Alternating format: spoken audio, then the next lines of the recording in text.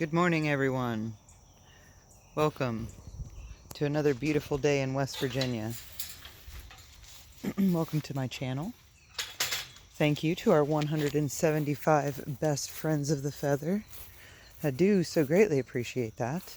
17.5% of the way to 1,000 subscribers. Hopefully we'll make it eventually one day. One day. I'm hoping that all of my chickens are okay. I haven't seen any signs of issue with any of them. I've been checking quite regularly. I haven't seen any icky butts. I haven't been able to get a call back from any veterinarian at all. There's just no assistance available. I don't understand it. It's probably one of the more frustrating things that I've encountered in my life. I don't know what you're supposed to do. I guess just let your chickens die. I guess that's why they're so cheap, right? You're just not supposed to care. It's really frustrating. It's like they take all the medications off the market, but then no vets will see chickens. And if you do find one that will see chickens, they won't return your call because, you know, who cares, right? Who cares? Who cares about your sick chickens, lady? Just go buy some new ones. It's freaking ridiculous, you guys. This world is a severe disappointment. Oh, wow, look at that. What do you have? It's chicken wire. Bom, bom, bom. So Mean Mr. Mustard moved out, guys. He said, see ya. I was, oh, look at this lovely batch of flies. That's great. Another thing to anyone who's considering quails, they attract flies like crazy. So, yeah, the flies are a little out of control. So yesterday, Mean Mr. Mustard was up here in this enclosure, as we know if you've watched. And I was going to put him in with these guys because we had the other one that flew out. So I was like, well, that leaves me with 4 in here and 1 in here. So I'm going, maybe overcrowding was why Mean Mr. Mustard became Mean Mr. Mustard. So I thought I would, you know, put him back in here with these guys. Well, as I was doing that, he flew out. Okay, and I'm going to show you what happened. Because these guys fly. They don't just hover, they fly. So he landed like right here, right? And sat there with his wings spread out like he wasn't sure what to do. And then in one single leap, he went from right here, fluttered up, all the way up here, over and like zoomed this way, right? And went all the way up here, over here, and then over here, landed like in front of their door in one go. This little yellow bird went all the way up there. I was impressed and disappointed all at the same time.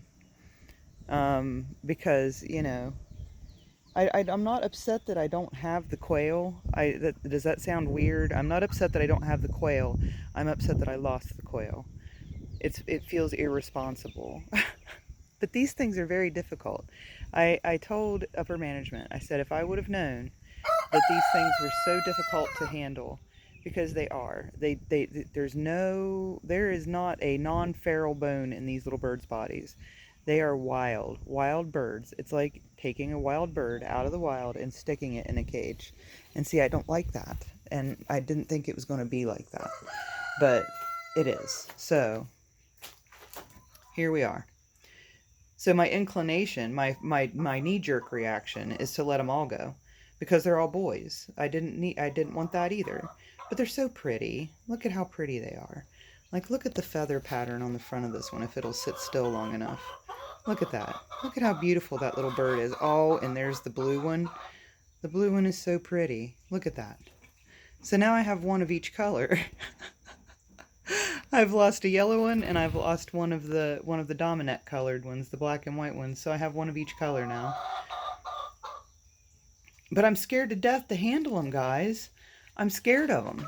When I went to handle Mean Mr. Mustard yesterday, I was shaking because he terrifies me. Hello, Jacqueline. he scares me, and it's not because I think he's going to hurt me. It's because I know he's going to get out, because they do every time. Jacqueline, listen, I'll tell you what, Jacqueline's nothing if she's not persistent. She is a very persistent chicken. She has her eye on me at all times. If I come near a door, she's standing there. So she's our Houdini. It's Jacqueline, Jackie Diane Houdini. That's her name. Yeah. It's not going to happen, sister. Just keep clucking along now. Not happening. Well, there you go. Go lay an egg. That sounds like a really good idea. Something to keep you busy.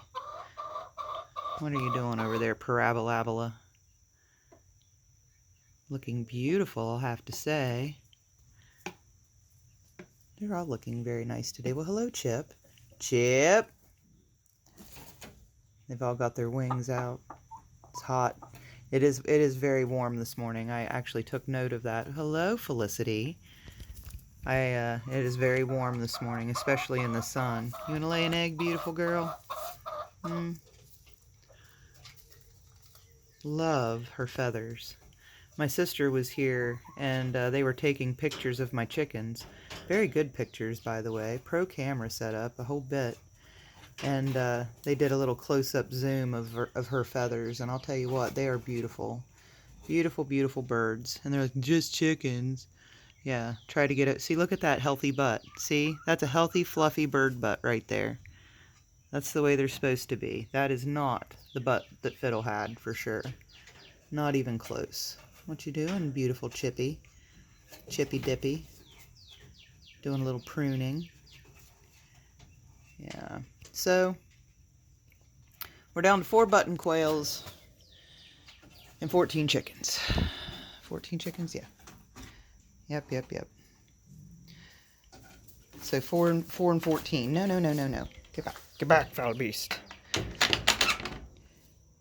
And yeah, that's the way it goes. And I will like to point out the thing that is the correlation between Falco and Fiddle. Falco and Fiddle were both extremely large. Some would say obese. I thought they were just big chickens, but I guess they were overweight chickens.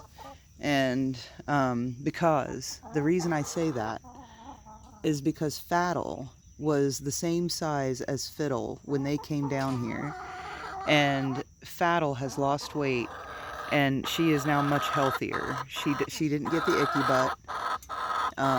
She hasn't succumbed to anything strange like egg binding. So I'm thinking that the obesity thing is a serious problem for chickens. Like, if they're overweight, they're going to have issues, like big issues, kind of like humans. But it seems to kill chickens a lot faster than it does humans. So maybe it needs to kill us a little faster. That would certainly change some diets, wouldn't it?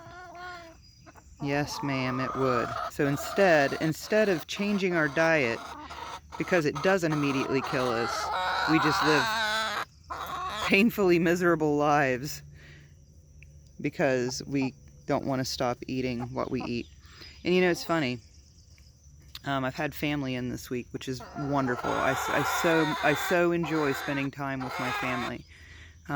It is very rewarding to spend time with them. But anyway, they live far away, so it's you know, not usual that I get to see them. But I've been seeing them a lot this week, and it amazes me. Several things amaze me about that, because I've been living a very different life for like the past year or so than I had previously, and I hadn't seen these people in that time frame. So seeing them and doing a little compare and contrast of, you know, before and now, the thing I realized is that our culture revolves so much around food. And it's like, if we decline food, right? Because at one point in our travelings, they ordered pizza, right? Well, I don't eat pizza, and it's not that I don't like pizza. I absolutely love pizza, but that pizza that they serve is not pizza. It's not food. It's poison. It's a slow kill, painful poison. And well, it's just one slice. No, it's not. Yeah, one slice. Because not only is it poison, I do believe that it kicks something in our brain centers that makes us want it more and more and more and more. But once you're away from it for a while, you kind of get over that. So one slice of pizza would put me back in that mindset where I'm like, oh, well, it's just one slice. It's not. And it's marketed as food. Everybody's like, oh, it's food. It says so. No, it's not. It's really not. There is no nutritional value in it. If there is, it's very, very slim. It's not food. It's not food. Food should have nutritional value. Pizza, especially from some of the places that they get it from, or you get pizza from, all of them. Domino's, Little Caesars, Pizza Hut, it's all horrible. And another thing too, I love croutons, right? It's the only bread that I allow myself to eat, the only mass-produced bread that I allow myself to eat. So I love croutons. Well, I go and I get a bag of croutons, and they were not right. There was something wrong with them. They were big and poofy, and they tasted horrible. Like, I have never in my life met a crouton that I did not like, but these croutons were absolutely disgusting. I threw the whole bag away. I never do that, you guys. I never throw full bags of food away. I usually donate it or give it to someone or something. I threw them away. So I was like, no one needs to be exposed to this. This is disgusting. So, yeah, I don't know what's happening to our food, but it's really, really scary and gross. And I won't be participating. So you should come with me in the non-participation. It's really easy. You just don't do it. All you have to do is nothing. It's a little harder than it sounds, right? Alright guys, I want to see if I can come up with some funky enclosure for these guys today and give them some grass. I mowed yesterday, so I had to tear all of their fencing down that I had made for them, but I can, it's very easy to reconstruct. It takes like 5 minutes, so it's an easy fix. Alright guys, I hope everyone has a good day. I hope everyone's fully recovered from their 4th of July tomfoolery. And again, thank you to our 175 subscribers. Every one of you is a brick in the wall that is the house of monetization. How'd you like that? That was pretty smooth, wasn't it? Alright guys, have a good day. See you later. Bye.